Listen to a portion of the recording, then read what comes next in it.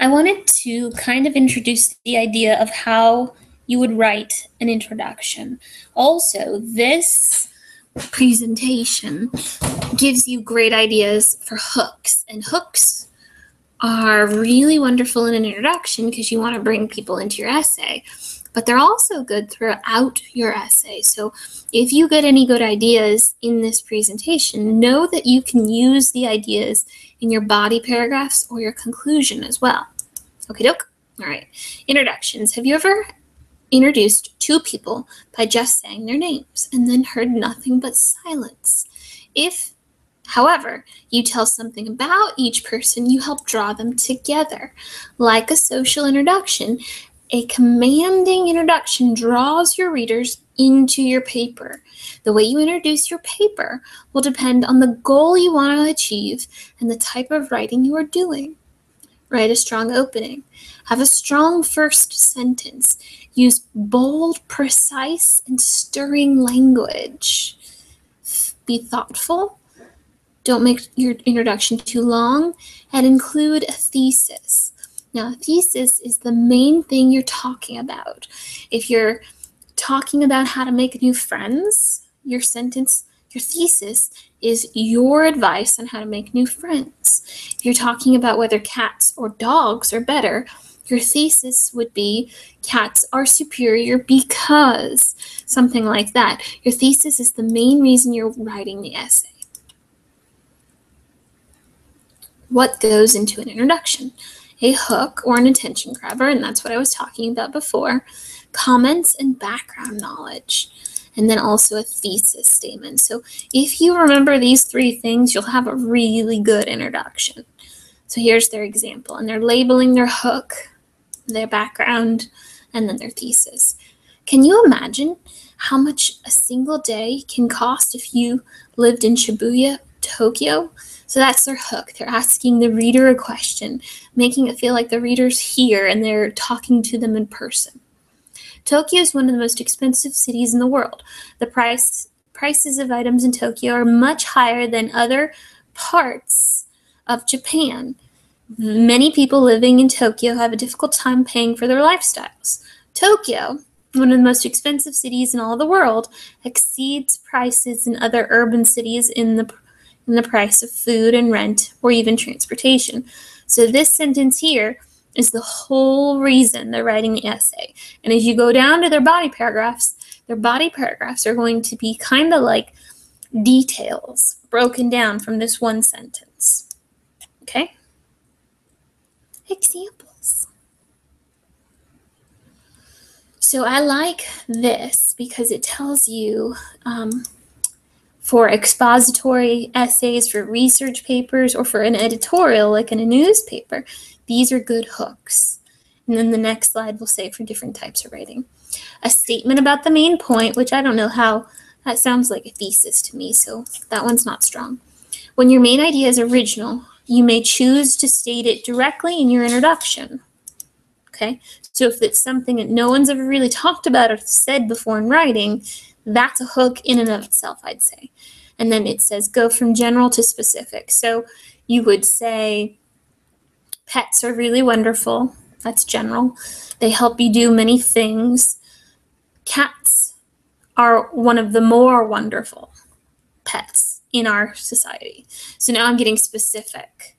I started at pets, and now I'm talking about specifically about cats. So I like that advice. Go from general to specific. Appeal to the reader's senses. This is good for descriptive essays, really good for narrative essays. Talk about a vivid description. So if there's a place that you can describe, like if it's a travel essay going somewhere, really go in deep about what you would see when you went there. Use really specific adjectives. Bump up your adjectives. Use the synonym trick on Microsoft Word to bump it up and make it real glittery and fun. Character sketches. If there's other people in your essay, talk about them. Describe what they look like. Describe what they act like. Describe how they move. And then also use imagery, which is kind of what we've been talking about with these other points. Get the reader's attention. So now, for an expository essay. You could get the reader's attention with a startling fact or statistic. Now, these have to be real. You can't make them up. So if you want to do some research and find out something really shocking about what you're writing about, that would be a wonderful way to get the reader's attention. In a persuasive essay or an opinion essay, you could use a startling fact, or in a research paper too, you could do that. You have to make sure it's accurate, not fake, and it should help you make your main point. It should not be something that proves that you're wrong. Lure, which means like kind of drag them or trick them into reading it. Lure readers into the story quickly. For short stories or personal narratives, dialogue, which is when you use quotation marks and talk about something, dialogue does that. What do you mean I didn't make it? I'm one of the best. I am the best out there. Start in action. So describing a fight scene maybe, or describing a football game would really draw someone in. The knock on the door froze me to the sofa. Oh, so it's describing like what's happening right in that moment. That's good. Make the reader wonder. So this is for expository, persuasive, or research. Use a question. And we saw that with the Tokyo example. Define a conflict or problem. So you would be explaining. People believe that zoos are educational, but some other people believe that zoos are prisons for animals. So you're just flat putting it out there to see what, because immediately when you put that out there, the person reading it goes, well, my opinion is blank inside their head. It makes them think. You may answer or solve this question or conflict in your paper. Have you ever wondered how much money you can make working with computers? Oh, so if you put that in your introduction, then your body paragraphs can answer that question. That's cool. Give your writing authority. A quotation. All animals are equal becomes the animal's slogan in George Orwell's novella Animal Farm. So this is for persuasive, expository, and research. Writing about literature. When writing about literature, you must introduce the story and the author in your introduction.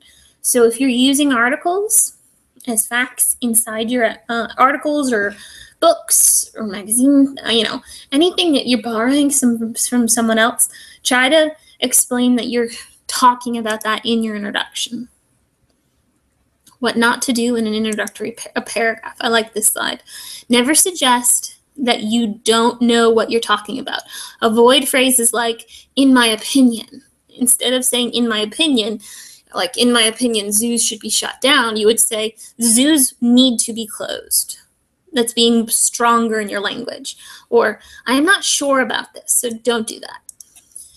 Do not flatly announce what you are about to say in your essay. That's a no-no. In this essay, I will, or the purpose of this essay is to, no, don't do that. It makes it sound weak. You don't use a dictionary or an encyclopedia definition, and don't dilly-dally. Get to it. Move confidently onto your essay. I hope that helps. Really take some of this advice to heart, and I will try to pick up on that when you turn in your essays.